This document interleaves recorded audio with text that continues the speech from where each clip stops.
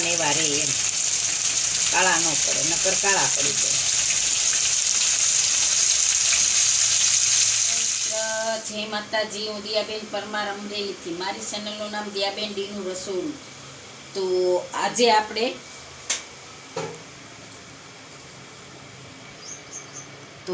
આજે આપણે શક્કરિયા અને બટેટાનું શાક બનાવશું.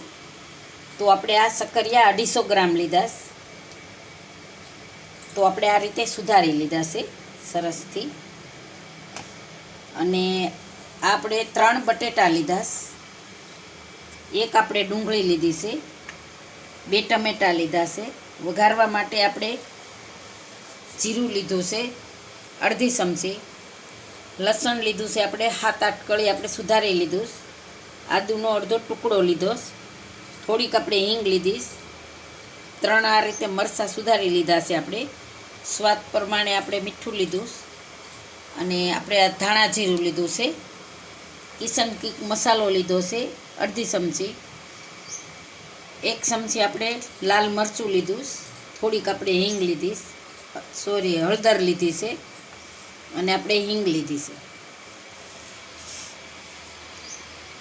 ધાણા લીલા લીધા છે આપણે થોડાક, અને તેલ લીધું છે ને પાણી લીધું. તો પહેલાં આપણે ગેસ ચાલુ કરીશું.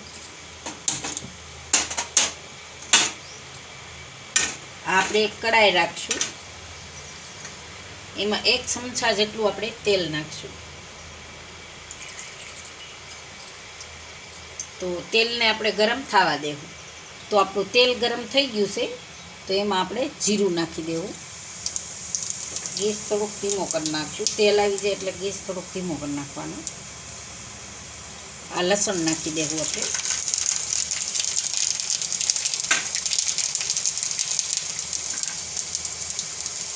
અને આદુ નાખી દેવું, લીલા મરચાં નાખી દેવું, અને હિંગ નાખી દેવું.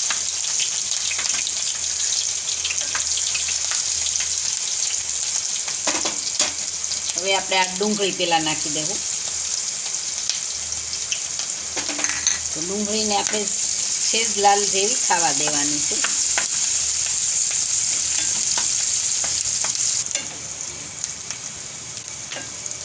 જો ડુંગળી આપણી એકદમ સરસ લાલ જેવી થઈ ગઈ છે. તો હવે આપણે એમાં પહેલાં બટેટા નાખવાના છે.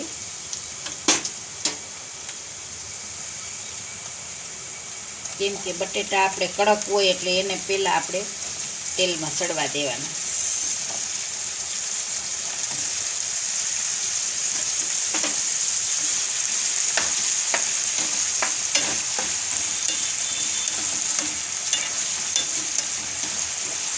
તો 2 મિનિટ જેવું આપણે બટેટાને તેલમાં ચડવા દેવું.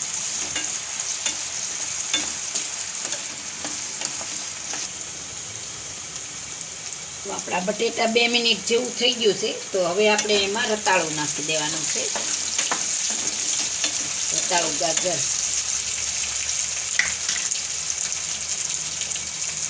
તો રતાળા ગાજરને આપણે પહેલેથી જ ધોઈને પછી સુધાર્યા, પાણીમાં રખાતા, એટલે એવા ને એવા રહે એમ, કાળા ન પડે, નકર કાળા પડી જાય.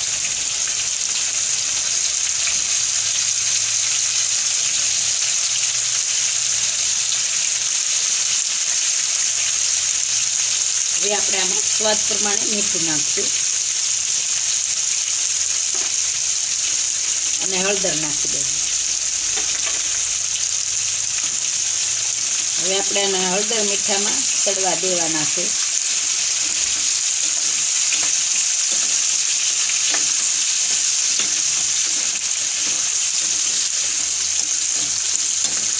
હવે 2-3 મિનિટ આપણે રતાળ આમાં ચેડવી લેવું તેલમાં.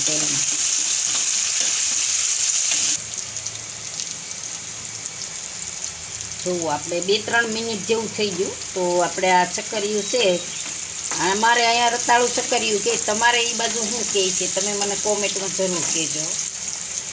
તો હવે આપણે આ મસાલા નાખી દેવું, આ લાલ મરચું નાખી દેવું, આ કિચન કિક મસાલો નાખી દેવું, અને ધાણા જીરું નાખી દેવું. હવે આપણે આમાં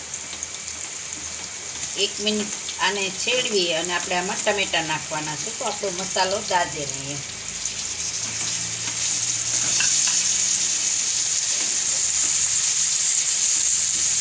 તો એક સેવ આ બે રહી ગયા છે. હા, અમારો છોકરો સુધારતો હતો. હવે આપણે આમાં પાણી નાખી દઈએ.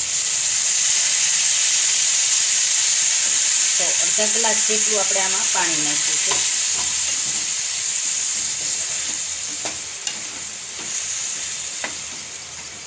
જો ભાઈ આખી રહેવા દીધી તે સીરું.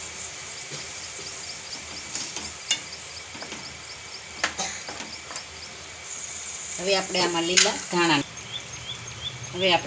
ધાણા નાખી દઈશું.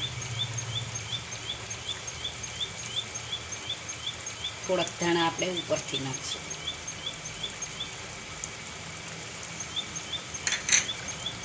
મિક્સ કરી લઈએ. હવે આપણે આને 3 થી 4 મિનિટ જેવું ચડવા દે.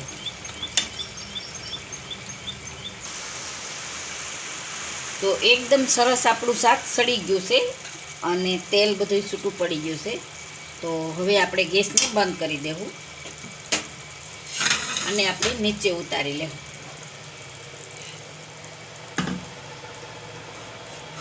અને આપણે આમાં સર્વ કરી લેવું.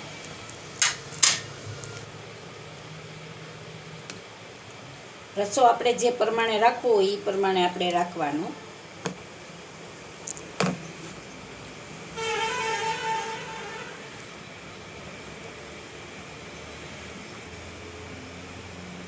લીલા ધાણા નાખી દેવું. તો તૈયાર છે આપણું રતાળું શક્કરિયા ને બટેટાનું શાક. જો મારી રેસીપી પસંદ આવે તો લાઈક કરજો, શેર કરજો અને સબસ્ક્રાઈબ કરજો. બેલ આઇકન જરૂર દબાવજો. કોમેન્ટ કરીને કહેજો કે તમને કેવું લાગ્યું રતાળું શક્કરિયાનું શાક ને બટેટા.